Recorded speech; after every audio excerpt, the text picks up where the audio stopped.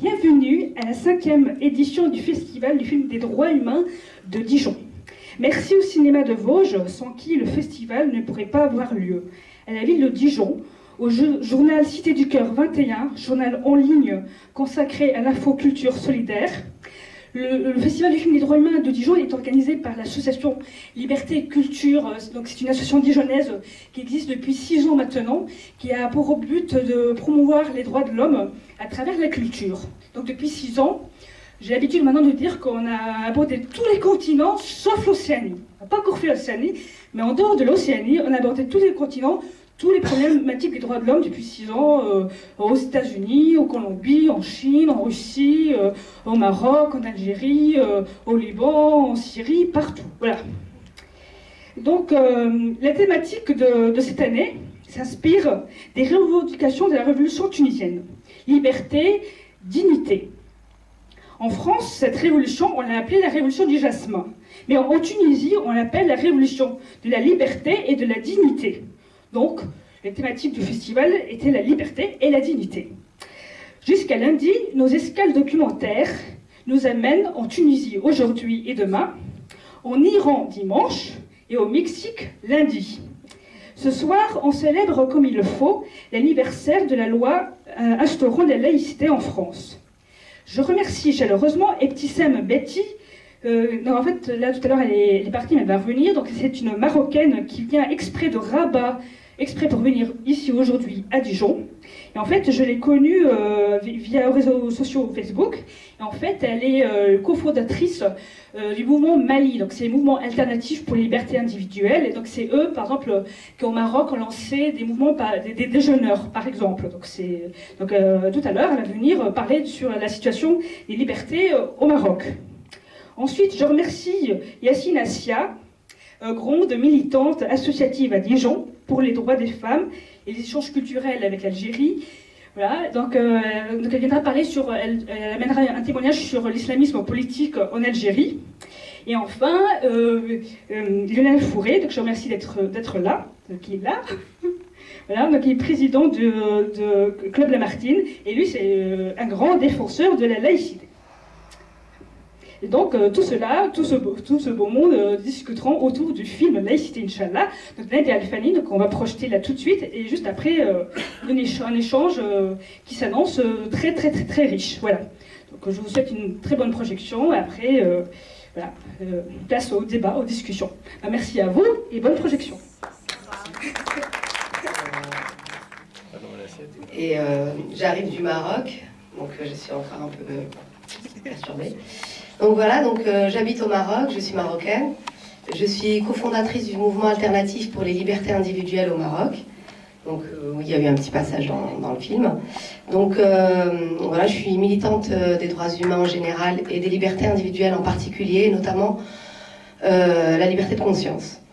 Donc nous avons jeté un pavé dans la mare, mes camarades et moi-même, en septembre 2009, puisque nous avons voulu organiser un pique-nique symbolique pour lutter contre l'article 222 du Code pénal marocain. L'article 222 condamne à de la prison ferme toute personne notoirement connue, donc c'est ce que je disais dans le film, notoirement connue, ça veut tout dire et rien dire, notoirement connue pour son appartenance à l'islam et qui rompt ostensiblement le jeûne en public pendant Ramadan. Je tiens à préciser que c'est un héritage colonial puisque cette loi a été dictée par l'IET, donc c'est lui qui l'avait mise en place sous protectorat. Donc voilà, donc nous avons essayé de faire ce pique-nique symbolique qui a été avorté et s'en est suivi des problèmes, de très très gros problèmes avec les autorités et avec l'État marocain, puisqu'aucun parti politique nous a soutenus, bien au contraire. Et voilà, nous avons eu beaucoup de pression, d'intimidation, d'interrogatoires et des menaces, voire même des menaces de mort. Donc moi, ce que je voulais dire par rapport au Maroc, c'est que contrairement à ce que l'on peut croire, on nous dit souvent que le Maroc est en pleine transition démocratique, etc. Par rapport à la liberté de conscience, elle n'existe absolument pas, puisque chaque Marocain naît d'office avec la religion musulmane, malgré les conventions qui ont été ratifiées par le Maroc, à savoir le traité international relatif aux droits civils et politiques, qui a été ratifié par le Maroc en 1979, et l'article 18 garantit la liberté de croire ou de ne pas croire et de changer de religion. La Convention internationale des droits de l'enfant, l'article 14 garantit la liberté de conscience pour l'enfant, sauf que nous avons donc une religion déclarée. Donc nous avons beaucoup de problèmes, puisque de toute façon, nous sommes obligés d'être musulmans, et nous sommes considérés musulmans. Ce qui fait que, par exemple, moi je n'ai pas de religion, je ne suis pas croyante, je suis athée comme on dit, même si moi je n'utilise pas ce terme, en tout cas je ne crois pas. Donc je suis quand même considérée musulmane, et je dois absolument avoir le mode de vie que m'inculque le Maroc. Donc le mariage par exemple civil n'existe pas, donc il n'y a qu'un mariage religieux musulman. Donc en tant que musulmane déclarée, je ne peux pas épouser l'homme de mon choix, puisqu'il doit obligatoirement être musulman. Il y a également la question de l'héritage, puisque la femme hérite toujours à ce jour de moitié par rapport à son frère et à l'homme en général. Donc il y a quand même des inégalités incroyables. Nous avons au Maroc le premier cas de femme qui a été immolée par le feu, Fadwa Al-Haroui, qui s'est immolée par le feu le 21 février, décédée le 23, suite à sa condition de mère célibataire, puisque la mère célibataire n'existe pas. Hein, il n'y a pas, voilà, elle ne représente rien, n'est pas chef de famille. Donc elle était dans un bidonville, et il y avait des logements sociaux, mais on n'a pas voulu lui accorder un logement social, bien qu'on ait démoli son logement, parce que voilà, elle n'existe pas et qu'elle n'avait pas le droit à ce logement social. Donc des exemples comme ça, je peux en donner beaucoup. J'ai mon petit papier juste parce que donc vous savez que nous avons un nouveau ministre du gouvernement, puisque le PJD, le parti islamiste, a remporté les élections. Monsieur Benkiran est donc ministre du gouvernement, été nommé par le roi. Et Alain Juppé, hein, qui a encore manqué une occasion de se taire, a quand même dit: c'est un parti qui a des positions modérées. On expliquera encore ce que veut dire islamiste modéré. On ne peut partir du principe que tout parti qui se réfère à l'islam doit être stigmatisé. Alors, moi j'ai beaucoup de choses à dire sur ce monsieur Benkiran. Malheureusement, je n'ai pas le temps. Donc j'ai quand même relevé ce que monsieur Benkiran a dit en juin 2011 lors d'un meeting. Et je le cite. Les laïcs, et ça résume vraiment tout l'ensemble. Les laïcs, déjà, bon, les laïcs veulent répandre le vice parmi ceux qui ont la foi. Ils veulent que dorénavant les citoyens puissent proclamer le péché. Que ceux qui veulent manger pendant le ramadan le fassent chez eux, leur a-t-on jamais reproché pareille chose.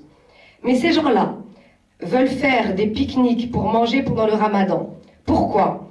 Pour que vos enfants les voient et osent violer les interdits de Dieu. Et ils veulent probablement, du moins d'après ce que nous avons entendu, proclamer la liberté sexuelle. Ils veulent que la déviation sexuelle, l'homosexualité, qui certes a toujours existé, devienne répandue et qu'elle se proclame publiquement. Cela, le PJD le refuse. Que celui qui porte en lui de tels immondices se cache, car s'il nous montre sa face, nous lui appliquerons les châtiments de Dieu. Et je rappelle que les châtiments de Dieu, ce sont des châtiments corporels, à savoir par exemple la lapidation. Donc voilà, c'était juste pour conclure, et je pourrais répondre à vos questions et donner plus de précision. Voilà, merci à vous. Lecture politique de la religion, quand on instrumentalise la religion, on en arrive à ce que vit l'Algérie, qui est absolument dramatique en matière de violence institutionnelle.